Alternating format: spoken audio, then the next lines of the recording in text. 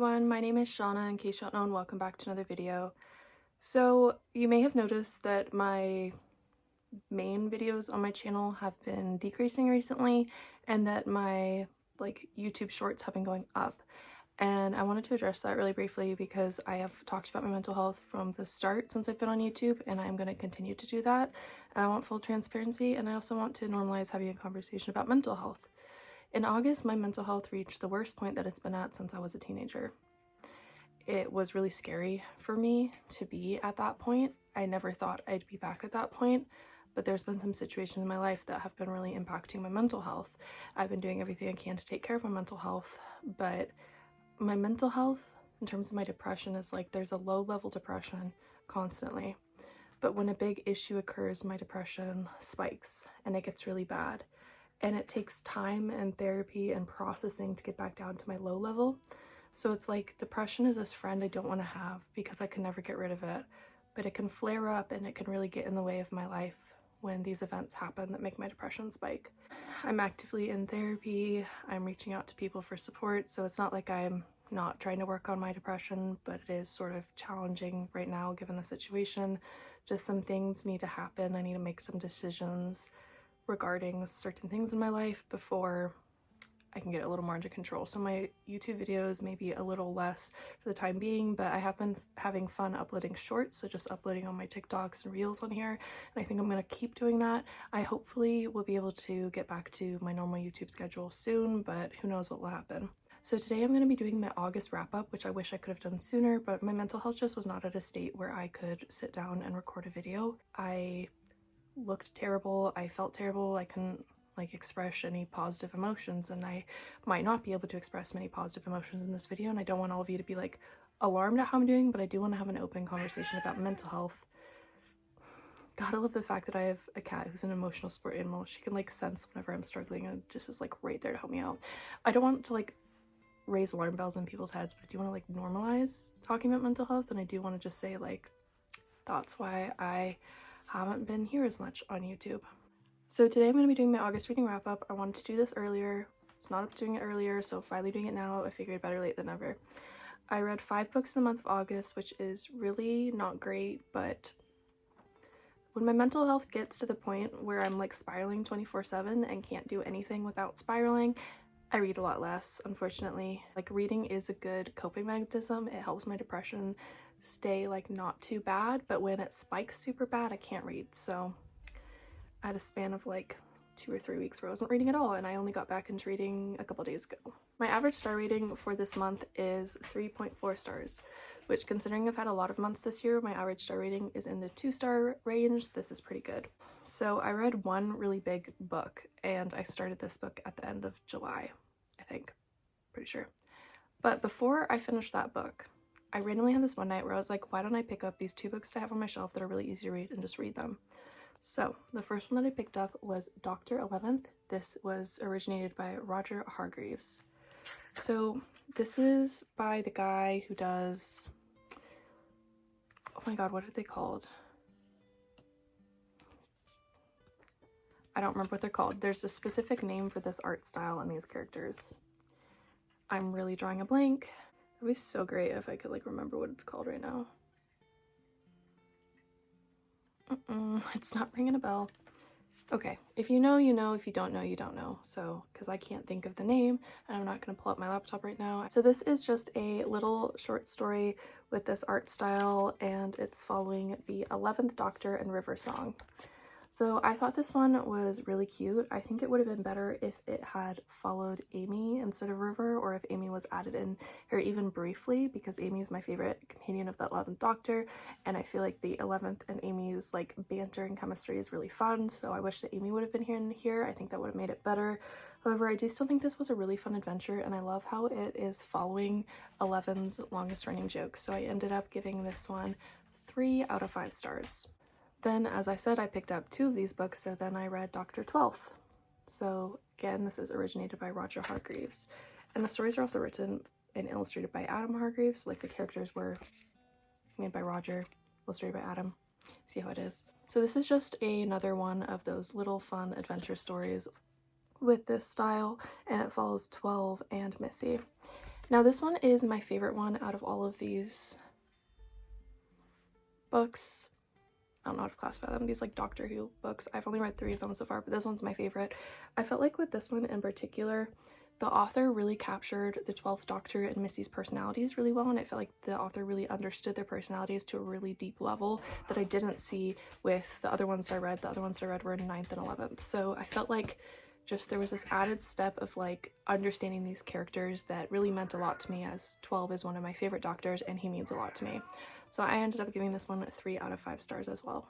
Then next up is my favorite book that I read in the month of August, and it is also the big book that I was referring to because it's a chunker.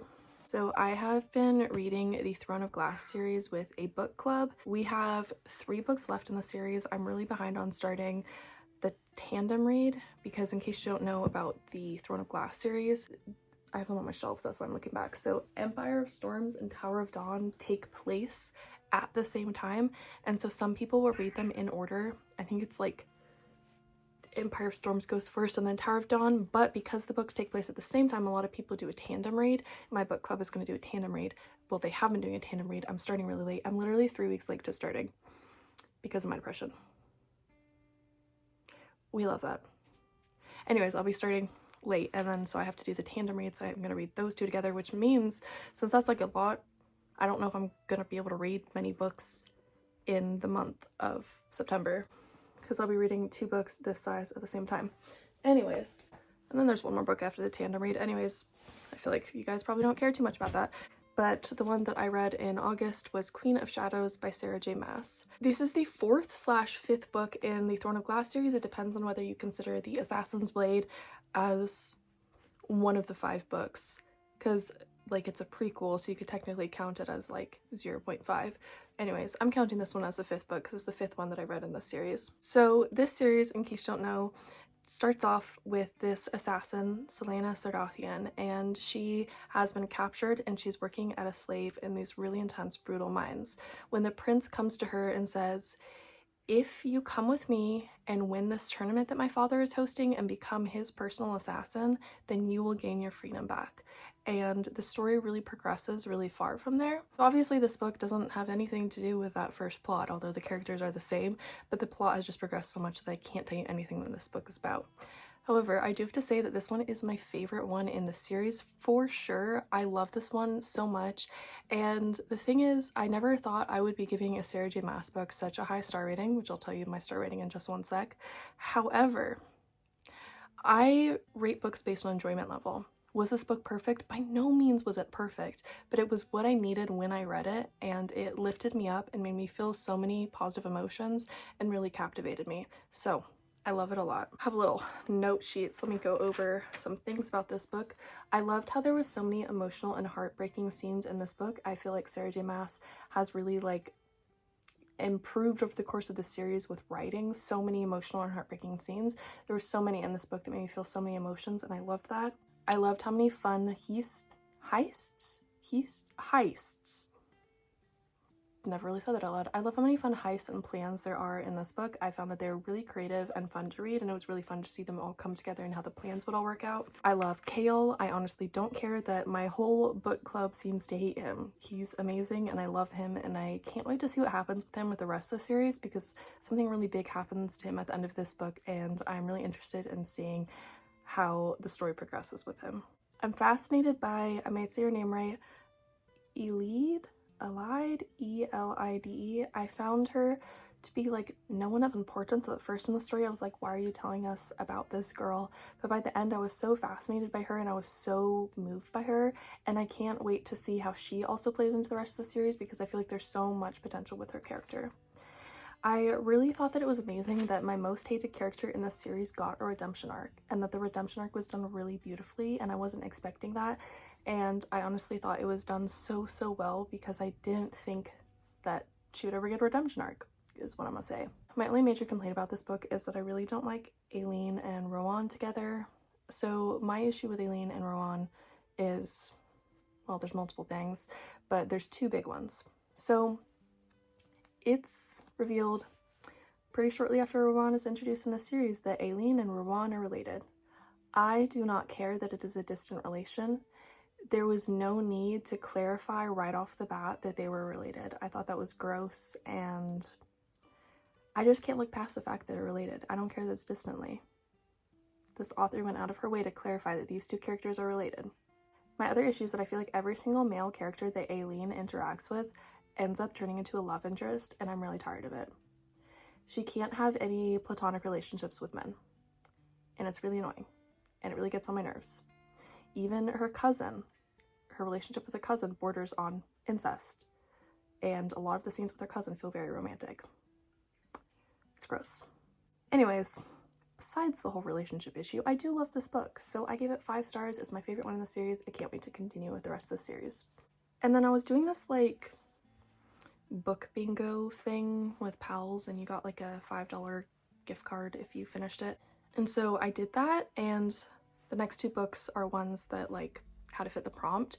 So I went into this month planning on like reaching all my reading goals, but then I was like, wait, pals books, their summer reading has like a time frame. I need to do that first. So my next few months in the year is going to be spent finishing my reading goals for the year and really hardcore focusing on those.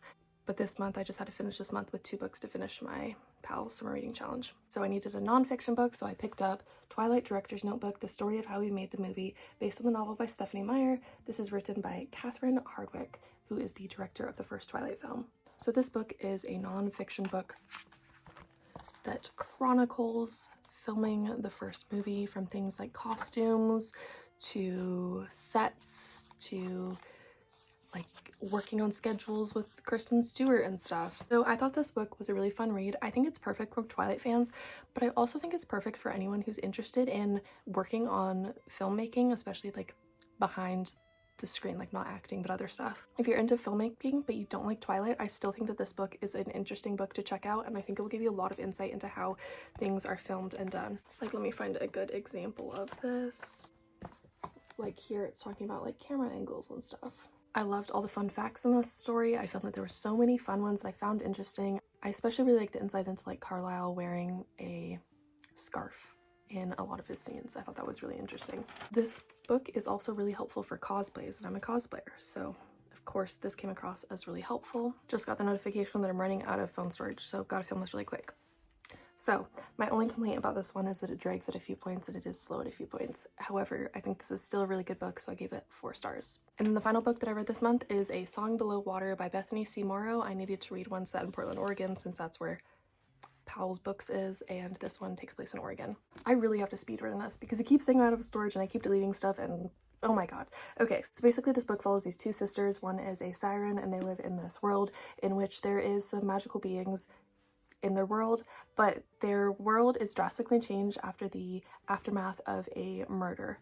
So there is lots of themes of racism in here, as well as using sirens and other magical beings as a like metaphor for racism as well. So it does get very deep at times. I thought that the fantasy world building wasn't done enough. I felt like there wasn't enough clear descriptions of the magical beings and how they work. A lot of the magical beings in this book, I know them because their name is mentioned in here, but I can't tell you anything about them and how they work.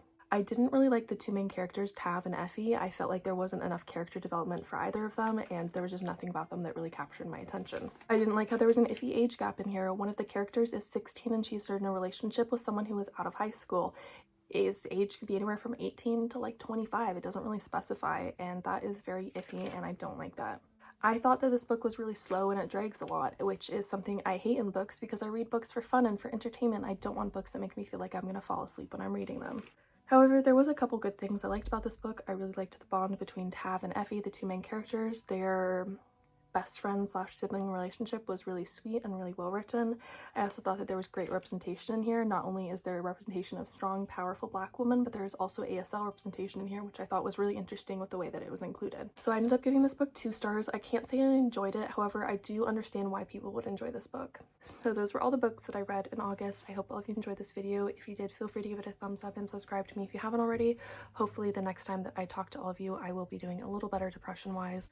As I said, I'm going to be honest and open about my mental health online. I have done this from the start and I will continue to do this, and hopefully all of you are okay with it, and hopefully I'm normalizing talking about mental health for all of you, because I think it's something that we should be talking about when I have gone through periods where I've convinced myself that it is not good to talk about mental health and it's good to just like suck everything in, my mental health gets so much worse. So I think it's important to talk about it and reach out for help if you need help. If you haven't checked out my YouTube shorts, I've been uploading a lot of them, most of them cosplay related, so go ahead and head over to check out those ones. I've uploaded so many of those recently. I've been having so much fun uploading those. I hope all of you are having a great time getting into the fall mood, because it is September now and it is starting to be fall, and I hope all of you are having a fun time getting back to school if you're in school. I know I'm going to be starting up school shortly. I'm in college still.